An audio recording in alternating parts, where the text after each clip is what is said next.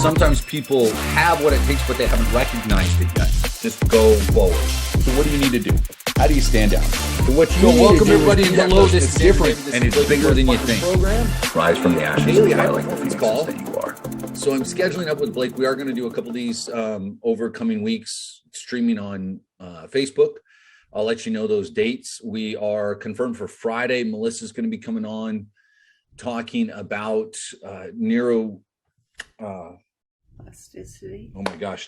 neurofeedback therapy and her brain train centers and what you do and how to improve your brain health and all of that.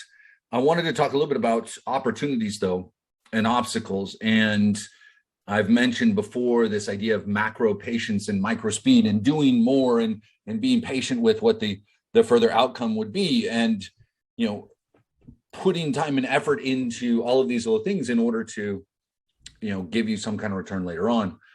I had an interesting thing happen yesterday with a new venture, a joint venture, a partnership that I've got that I've been working on. And I've kind of mentioned it in passing before, but great opportunity. Long-term, I think it's going to be fantastic. Well, part of that involves helping, you know, companies with their kind of marketing strategy and what kind of products they're going to put out there and how they can advertise, how they can build their communities. Same type of stuff that we talk about for all sorts of different businesses. And so I was having a conversation with me and my partner and a prospective client.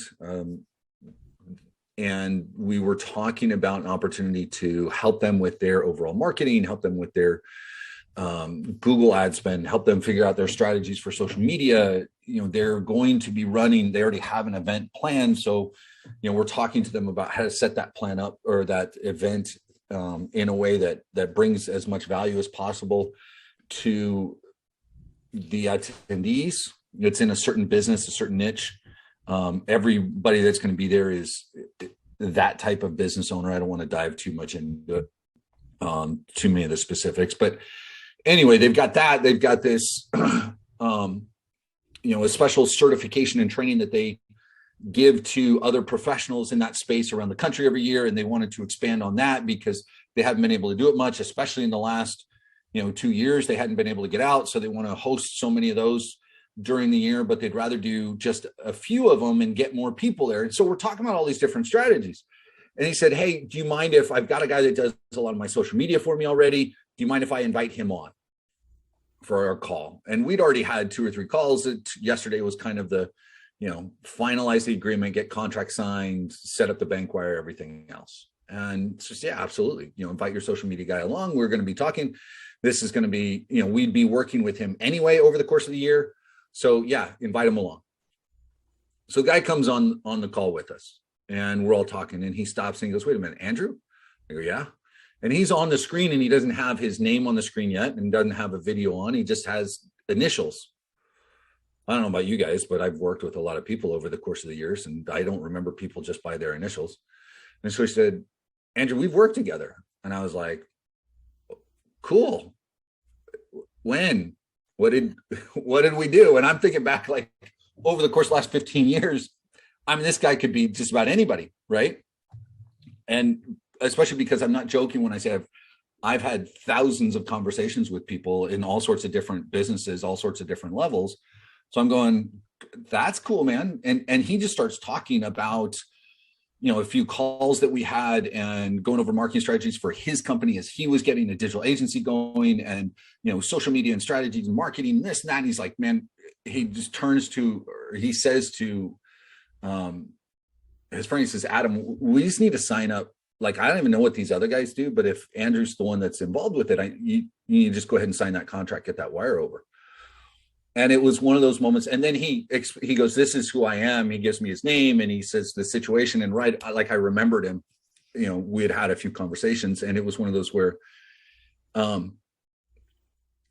I hadn't remembered, obviously going into, a meeting like that. I had no idea that the guy was connected to him. It solidified the deal. It turned into a bigger deal than what we had originally thought because of the connection. But it was just something that, 2 years ago when I had met this gentleman, he's now in a different place, and he's gone through this process. He had the patience and put in the work, right? And so this wasn't really a story to be like, hey, look, I got this cool deal. I mean, we did, and wires going out, and that's awesome, and super excited for it. But this was a guy who a couple of years ago was brand new to this whole thing, and now this is just one of the clients that he has that he works with full time and takes care of their social media needs. And this gentleman came through a very well, actually it was through the partner program right at the very beginning when I started working with Blake, so maybe not 2 years ago, but almost. And he went from not really knowing what to do to now he's got multiple clients, he's doing different things, he's running it kind of as a digital agency. The point of all of this is, when we started, he was talking about obstacles, and we talked about possibilities if he were to keep pushing himself forward, and he did. And now he's in this spot where he continues to grow. And I have a feeling we'll end up doing some more together, right? I'll be able to work with him and some of his other clients doing things. And you guys have an opportunity here if you treat it like an opportunity. Bruce was talking about what he went through. He had an opportunity. A lot of people would look at that though and kind of throw up their hands and be like, well, shit, that didn't work out. What now? I've put in years to this and it just didn't happen. What the heck am I going to do? A lot of people do that here. Oh, I put in some time, it didn't work. What can I do? So you've got to learn to look at those obstacles as opportunities every single day, right? It's an opportunity to grow. So a couple of things here, and then some questions for you, some common questions that I want you to think about. And these come from actually part of a challenge that we did last year. But number one, when you're looking at obstacles, you need to first perceive the obstacles as merely a detour heading to your final goal, not necessarily taking you away from it. Keep yourself moving forward. Look, it is easy to give up. In the grand scheme of things, it's really easy to walk away from every single challenge because it allows you to say, well, I gave it a try, it just didn't work, and now I can try something else. I gave it a try. I tried to lose that weight. I tried to get started, but this, that, or the other comes up as the obstacle. And unfortunately, a lot of people treat, and I've said this, but the reason that you are going after a goal, if you truly want to be successful, guys, if you're looking to achieve something, you can't use the reason that you want to achieve a goal as the obstacle to not arrive there. I want more time. I need more money. I need to be able to, relax. I'm working too much. I want to relax. And then you get started on your pathway towards your goal and you say, man, I just don't have the time to do this. I'm working too hard, so I don't have the energy to put in at the end of the day. You can't use those the reasons that you want to achieve a goal as the obstacles to not do it. And when you do come up on those obstacles, look at it and just say, you know what, this is just an opportunity to walk a slightly different pathway to teach me a little bit more so that I can still get to where I'm looking to go. Next, hope is not a plan. You can go after affirmations and you can manifest. But guys, there are going to be obstacles. You can hope all that you want, but you need to push yourself forward. You need to take serious action. If you want to quote scripture, faith without works is dead. You got to put work in. Simply hoping that things work out doesn't allow them to actually work out. You need to put in the effort there. Next is you need to focus on what you can do. There will be things that you can't. When it comes to obstacles, there will be things out of your control. Michael Jordan, greatest basketball player to ever walk the earth, when he was in high school, and this is a very famous story, but he was cut from as a sophomore, he was cut from the varsity basketball team. At the time, he was 5'10". He said he wished he was older or taller. He wished he was faster. There were things he was upset with the coach because he didn't make the team. But the thing is he could work on certain elements. He could work on getting faster. He could work on his skills, his dribbling, his shooting, everything else. He could work on that. He couldn't change getting taller. There are certain things that you guys are going to go through where you may not be able to just, control the outcome, certain things that you don't have that control over, right? I've mentioned, well, I'll talk about that when we're not recording. There are certain things that are just outside of your control. So you do everything that you can that is within your control, and you find a way to either climb over it, to build a hole in the wall, to get around it, what have you. But focus on the things that you can control. Focusing on what you can't is a quick way to get yourself completely disenfranchised with whatever pathway that you're on. Next is to understand that you can't control events, but you can control your attitude. You can control how you react to it. Okay. There are elements in your brain called your nerve pathways, called the reticular activating system, the RAS.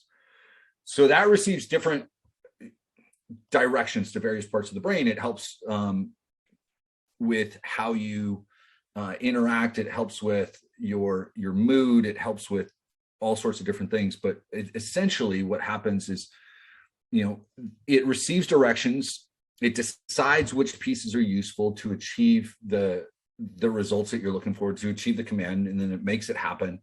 And what it means is kind of that you can program your mind to be positive and search for solutions and look for opportunities, or you can program it to seek out the obstacles, to be frustrated and everything else, right? It's the whatever garden that you nurture is the one that's going to grow. Okay. So let me see. Janine, we'll touch on what you posted there in a second. Okay. So there's 4 quick ways to turn opportunities into obstacles. I'm going to give you guys these slides because there are some questions that I want you to think about. Which areas of your life feel the most cluttered, full of struggle? Where are the obstacles right now? Where are the obstacles that you feel you have right now? And then how does it feel cluttered? What ways? Why? What are the obstacles? And then the feelings that you have surrounding it. Okay, so here, let me do this right now. Copy link. We're going to drop this into the Skype group right now so I don't forget. So these questions I want you guys to think about, want you to answer later on. So what areas of your life you feel the most cluttered, full of struggle? Where are the obstacles? How does it feel cluttered? What feelings are involved with it? Why have you allowed it to get there, right? Or what has occurred to put it into that state? So I know we're talking about clutter. You can put in the word obstacle here, and maybe I'll just change that, right? Clutter is equal to obstacle. So you can think about it there. All right. How does it feel that it's necessary? What does it serve your needs for? Why are you using that as an excuse right now? What is it that's going on in your life? What is it that's happening that allows you to say, well, yeah, I've got to have this, or this is why I'm dealing with this obstacle, or that, why are you looking at it as the obstacle instead of an opportunity? Okay, so think about these questions, and then what way is that clutter, those obstacles, what are they holding you back? And then what obstacles are there standing in your way? So sometimes there's obstacles to the clutter. I mean, I think you guys can kind of get the drift from these questions, but what we want to do, if we're going to create opportunities, we have to identify where we're stuck. And these are some elements, right? These are sticking points that we're looking for essentially. Okay. These questions are now in the Skype group. Do the questions make sense to everybody? Do we have questions about the questions? I want you to think about what obstacles you have, where the clutter comes from mentally, physically. Why are we allowing things to slow us down? All of that stuff, right? What's happening, right? With you, with your life, with your business, with your relationships, with your health. What are the obstacles that have been put in your way? And then as you start to identify them, are they obstacles that have been created by others, or are they obstacles that you've created? If there were things that you've created, what can you change right now? If there are things that you created in the past, what can you do to put yourself on a pathway to begin to solve those obstacles, to turn them into opportunities for growth? Once you start to think about that. So I'm going to wrap this on the recording. I'm going to deal with a couple of questions, get into those questions there. We're going to have our, again, the training on on Friday with Melissa talking about brain and brain health. Sometimes people have what it takes, but they haven't recognized it. Maybe go forward. So what do you need to do? How do you stand out? So what you need to do is be that person that's different, and it's bigger than you think. And Rise from the ashes and fly like the dive phoenix into that you some are. things here. Hold on.